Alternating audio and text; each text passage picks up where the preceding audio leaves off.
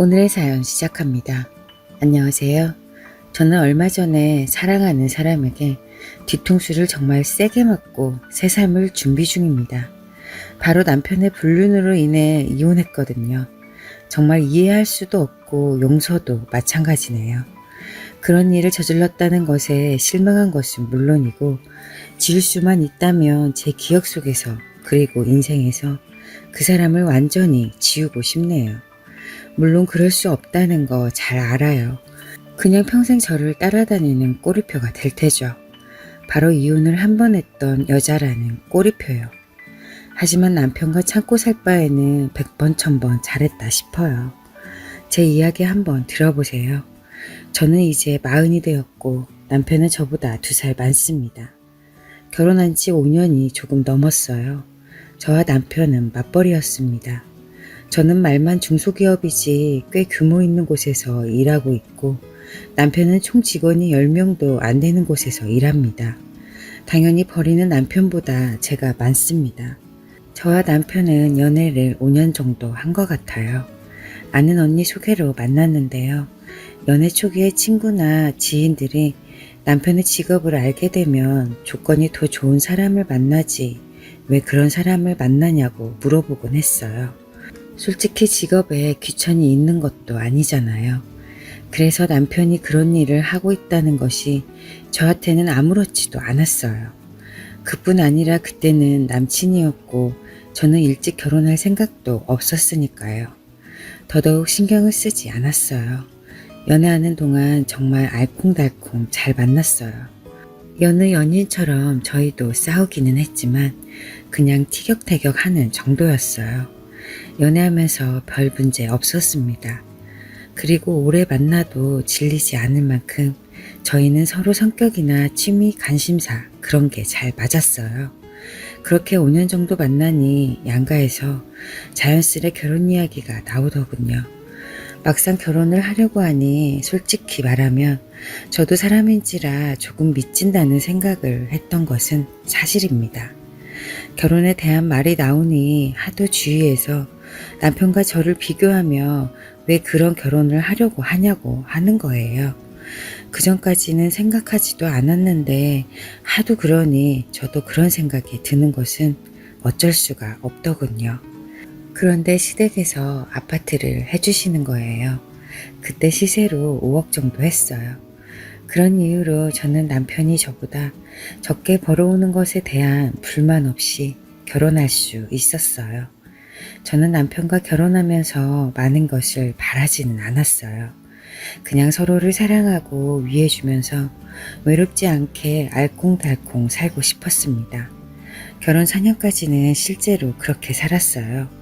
그런데 제가 회사에서 일본으로 파견을 나가게 되었어요. 저한테는 정말 좋은 기회였어요. 그리고 오래 있다가 오는 것이 아니라 한 1년 정도만 다녀오는 거라서 저는 큰 고민하지 않았습니다. 하지만 남편은 파견 이야기를 듣더니 약간 서운해 하더라고요. 말로는 잘 되었다고 잘 갔다 오라고 하는데 표정이 안 가면 안 돼 였어요.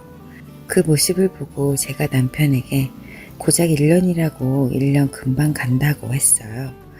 그리고 중간에 시간이 되면 한국에 올 수도 있고 자기가 나 있는 나라로 여행 와도 되니까 너무 서운하게 생각하지 말라고 했어요. 그리고 자기가 진짜 싫다고 하면 안 갈 거라고. 하지만 무엇보다 저한테는 좋은 기회인데 갔다 오면 안 되겠냐고 했습니다. 그랬더니 남편이 알겠다면서 여기 걱정하지 말고 다녀오라고 하더라고요. 그렇게 저는 일본으로 파견을 나갔습니다. 파견을 간 초반에는 하루에 몇 번씩 남편하고 전화통화를 하곤 했어요. 시차도 없었기 때문에 목소리 듣고 싶으면 시간에 구애받지 않고 통화를 했어요.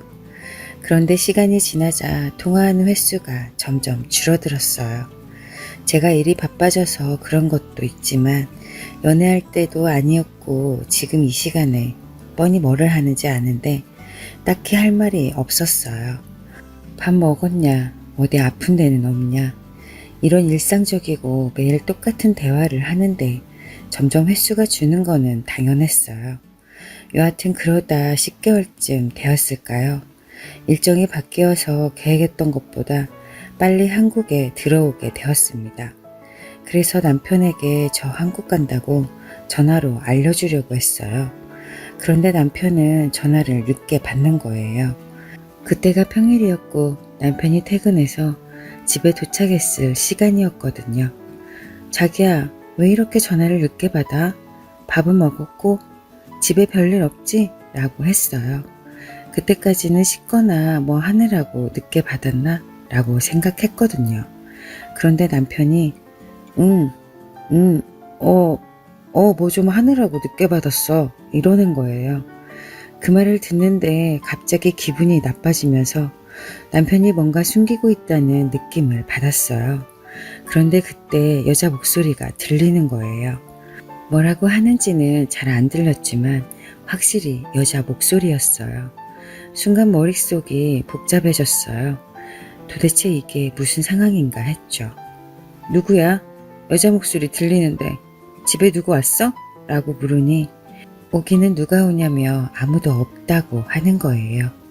TV 보고 있는데 그 소리라고 하더군요. 그러면서 대뜸 이상한 소리 하지 말고 왜 전화했냐고 빨리 말하라고 하는 겁니다. 그 말을 듣고 딱 직감이 오더군요. 남편이 거짓말을 하고 있다는 걸요. 제가 외국에 가 있는 몇 달 만에 남편에게 여자가 생겼고 그것도 모자라서 내 집에까지 불러들여서 놀아나고 있구나 싶었어요. 남편이 미쳐도 단단히 미쳤구나라는 생각이 들더라고요. 제가 거기서 못 참고 성질을 내면서 남편한테 따져봤자 아니라고 잡았다면 방법도 없고 저만 바보가 되잖아요. 그래서 욕이 목구멍까지 올라왔지만 참았습니다. 그리고 그래, 그렇구나. 그냥 잘 있나 안부 전화했어 라고 했고 남편은 가증스럽게도 이제 2달만 참으면 자기 이제 들어오겠네?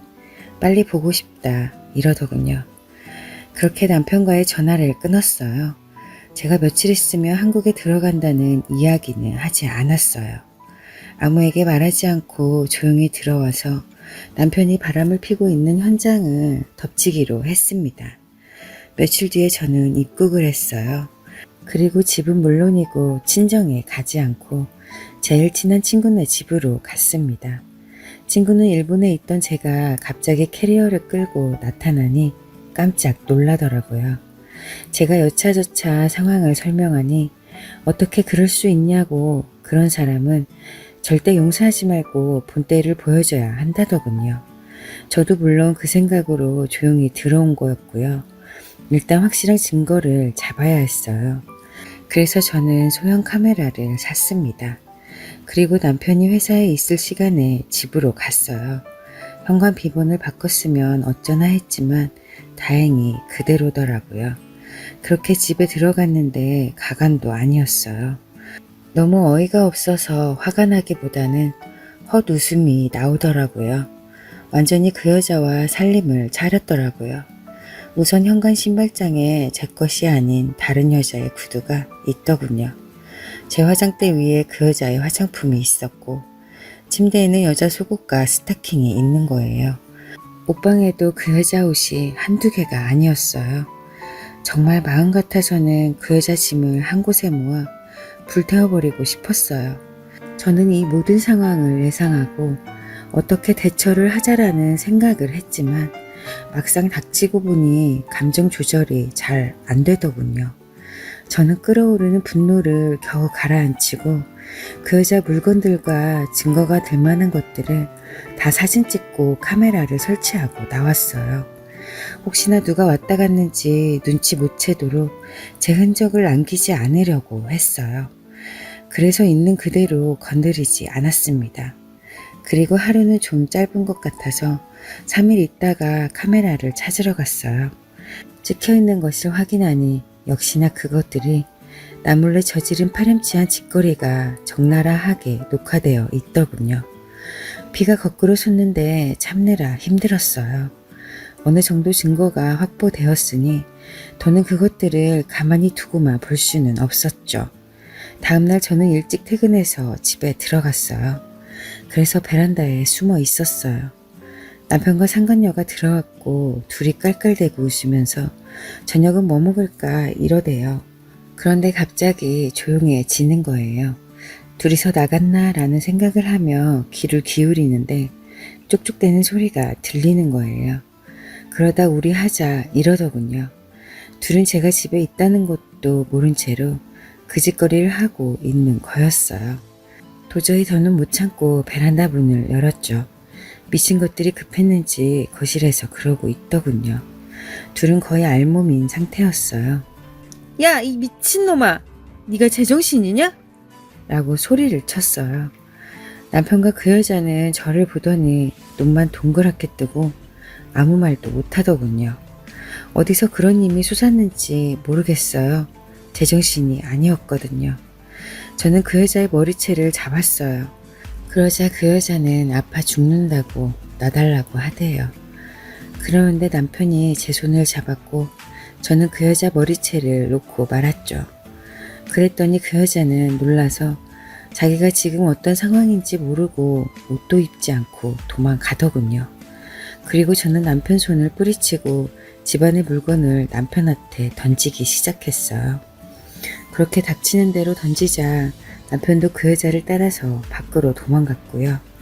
남편이 나가자마자 저는 현관에 이중걸쇠를 걸어버렸어요. 잠시 후 도어락 비번을 누르는 소리가 들렸어요. 그 둘은 옷을 입으려고 들어오려고 했던 거였죠. 하지만 걸쇠가 걸려있으니 저를 부르대요. 여보, 내가 잘못했어. 그러니까 문 열어. 들어가서 다 이야기할게. 라고 조용히 말하더군요. 큰 소리가 나면 혹시나 이웃 사람들이 나와볼까봐 겁나서 그랬겠죠. 저는 보란듯이 큰 소리로 이야기했어요. 네가 뭔 염치로 그딴 소리 하냐고. 당장 꺼지라고 소리를 질렀어요. 그랬더니 저보고 조용히 말하라며 다 잘못했다고 그러니 제발 이 문 좀 열어주라고 싹싹 빌더군요. 전 용서할 마음이 전혀 없었기에 꺼지라는 말만 했어요. 그리고 시댁에 전화해서 당장 오시라고 했어요. 시부모님은 제 전화를 받고 놀라셨는지 바로 오셨어요.